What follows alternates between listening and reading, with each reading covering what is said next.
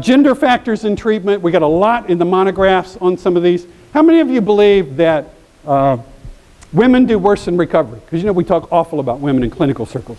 Counselors say, oh man, give me 5 men over one of them women clients.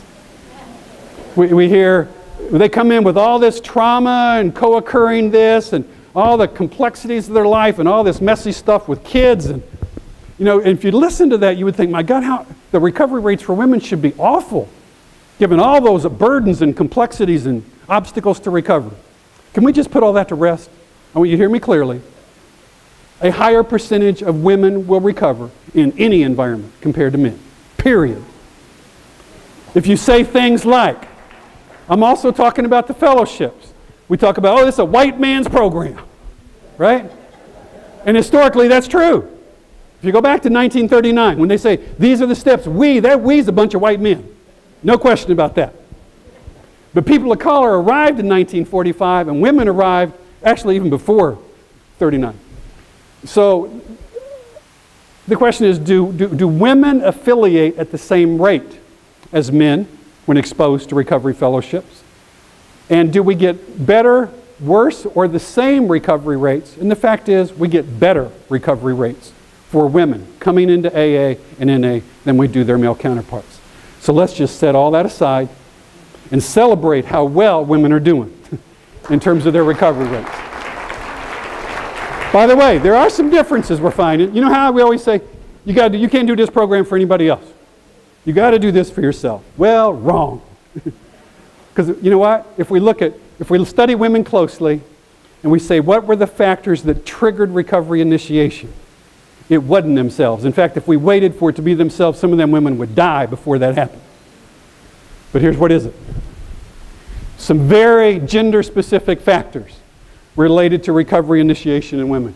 Family recovery. How many of you have family programs or kind of know about family programs? In the traditional inpatient programs, classic 28-day, third week of treatment, we bring all the family in, do family week. Monday we teach the family members all about the disease of alcoholism and chemical dependency.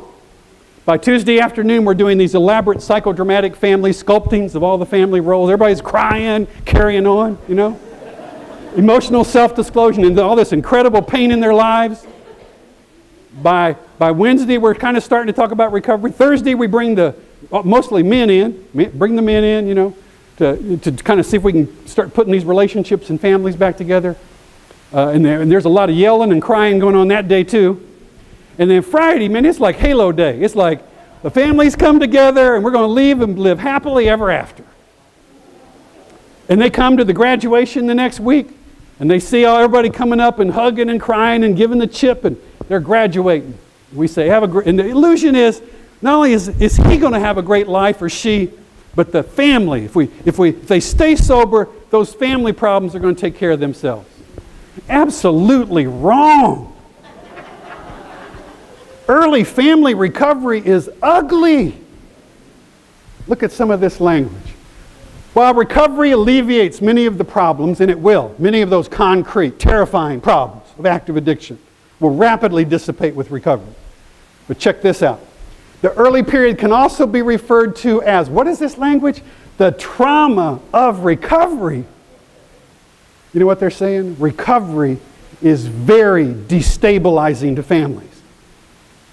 And you know what? If recoveries don't have support going through it, the families won't make it through. He or she may make it through with their personal recovery, but they won't make it through with their family. What do you think the divorce rate is in early recovery? You know it's pretty high. What do you think happens to that divorce rate if we provide supports, not only to the individual, but supports for the whole family, through particularly that first 24 months? Those divorce rates will dramatically decline. I'm going to talk later a lot about post-treatment monitoring, support. Your first instinct is the person leaving treatment. What does this tell us? The unsafe, potentially out-of-control environment continues as the context for family life into the transition and early recovery years, as long as how long? So how long should we be monitoring and supporting this individual and family following treatment? Amen. Amen.